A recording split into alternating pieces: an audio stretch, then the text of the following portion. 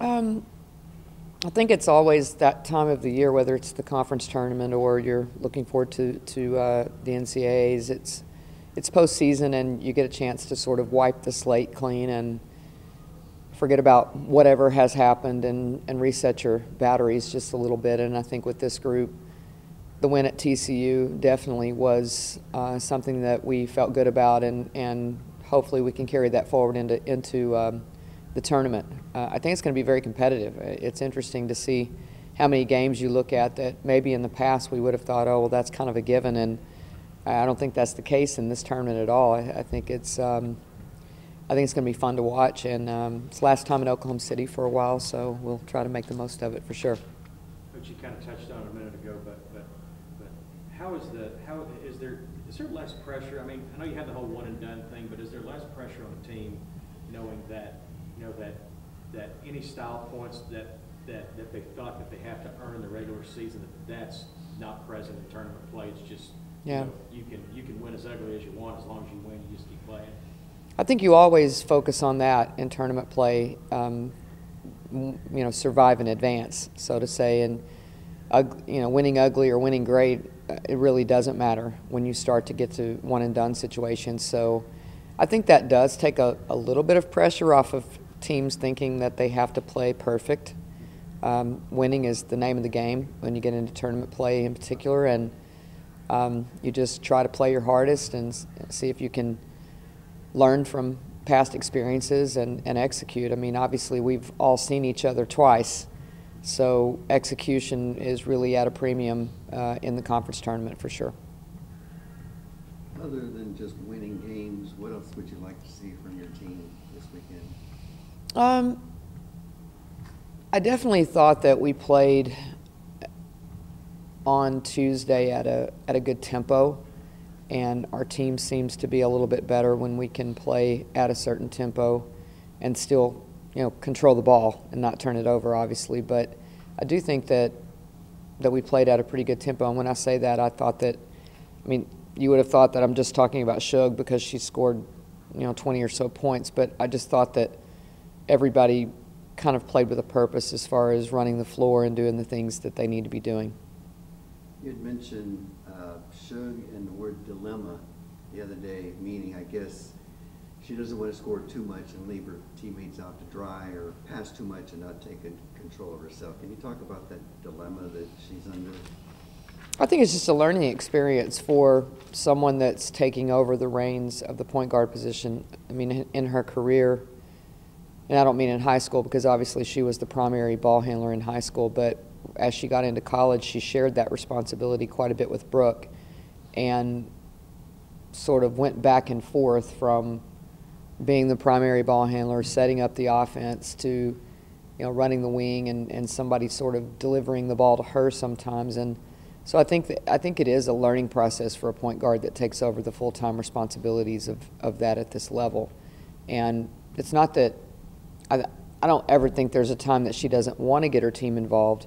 I think that just reading the defense is critical for point guards in particular. I mean, it's just like you talk about quarterbacks or anybody that's leading an offense or a defense, either one. I mean, they're the head of it, and the decision-making and the tempo that they play with is really important.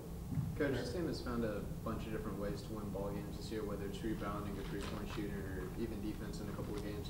Now that you're at the point where you're entering the postseason, what would you say the identity of this team is? I do think that when we are pretty connected defensively, and that would include the rebounding category, that we're a better team.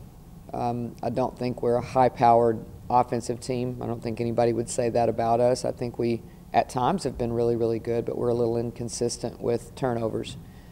But I do think that when we settle into a connected defensive team, then we give ourselves a chance to win any game.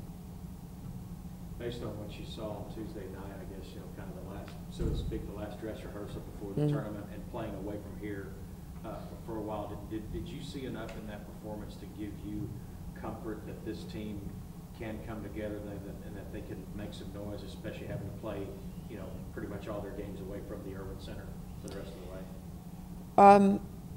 I mean, I saw enough, as far as them trying to be really connected, and I think that is a requirement at this level, is to communicate, be in touch with each other, make sure you're talking to each other, make sure you're sharing the basketball. Our assist rate was high on Tuesday. So I would say that a lot of the good qualities of that game, now there are places that we have to be better when we play them again. I mean, they'll shoot the ball better. They'll be better, and we know that. And we had some deficiencies and some mistakes that we made. But the things that we did positively give us a chance to win any game. You're not the tallest team out there, but why do you win the rebounding battle almost every game? Well, I think it is something that we make a conscious effort to work on in practice. I don't think this is the best rebounding team that we've had here, mainly because, we don't have an enormous amount of height.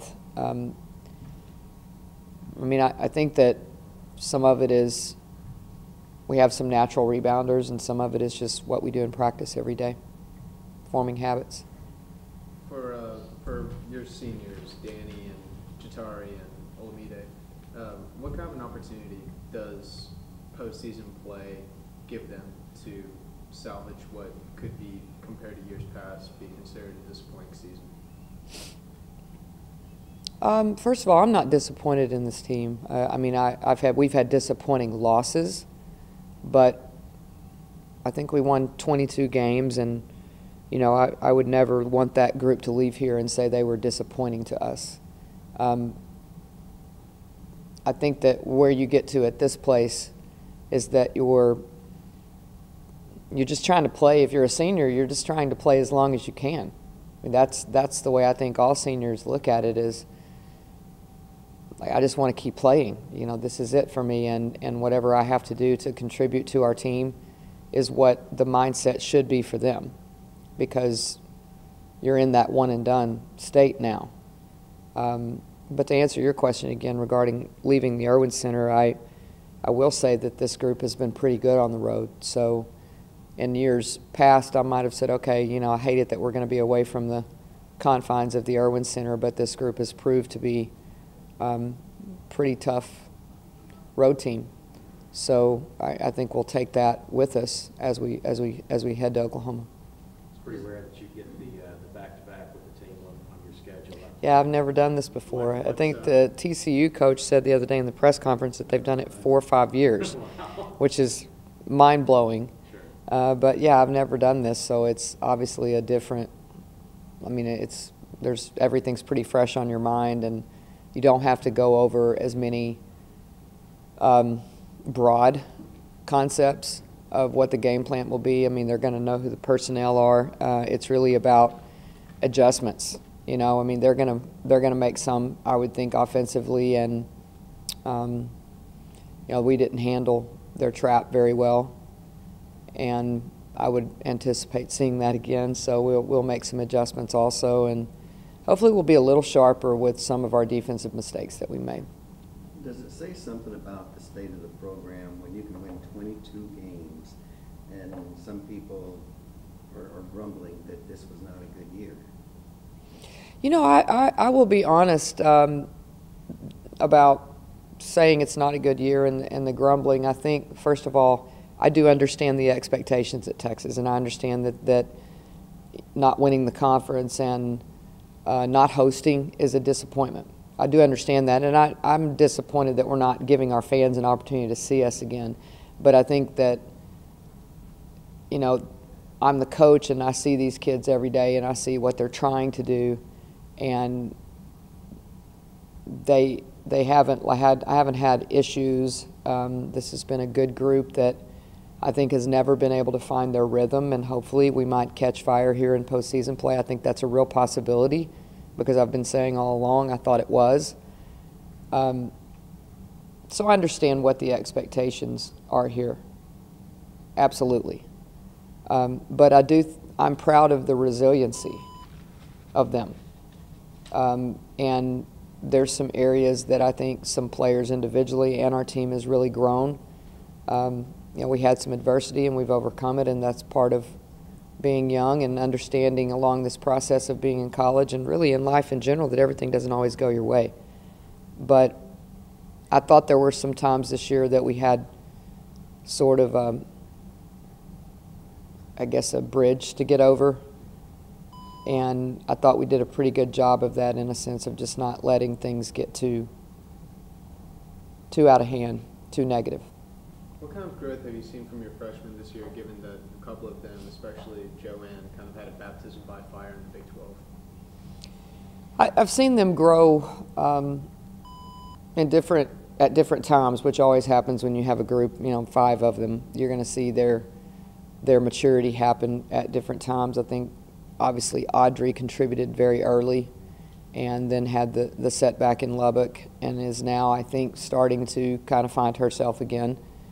I think Charlie has really been pretty consistent in the last 6 or 7 games. What I would call the second half of conference play.